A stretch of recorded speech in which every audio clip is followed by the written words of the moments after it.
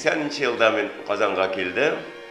1 ел училище, 5 жыл консерватория.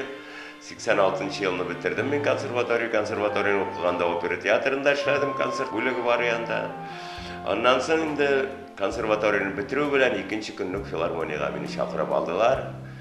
Һәм мин берничә ел филармонияда эшләү дәверендә бик күп кызыклы хәлләр булды.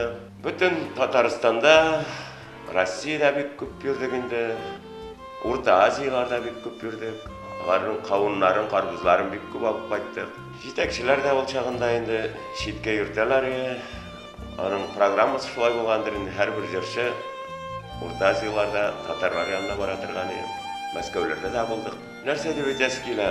Минем ул чагында яшь чаклар, бөтен матурлыклары белән истә калган филармония. Теге Советлар Союзы беткән чорларда бик авыр булды бит филармониядә дә. Хәзер инде филармония үсә, яшәрә. Җитәкчеләр дә бик яхшы кешеләр. Менә хәзер дә әле мин пенсия яшендә булсам да филармониядә эшләр идем.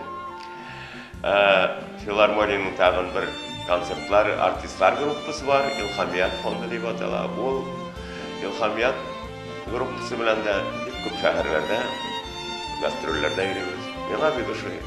Әллә нигә бер чыгып кайту үзе бер бәйрәм. Филармониягә озын гомер телим. Һаман шулай үзенең яктылыгын, кешегә яхшылыгын сүндермәсен. Халык җыелып торсын.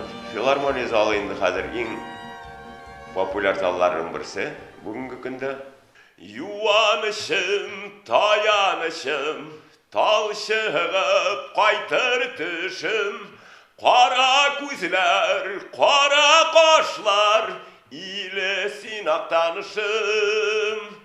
Таңнарыңда ишетелә кәк күкләрнең моңлы таушы, миндә синең нишкә талың камышың актанышым. Миндә синең ерактагы тавышың актанышым.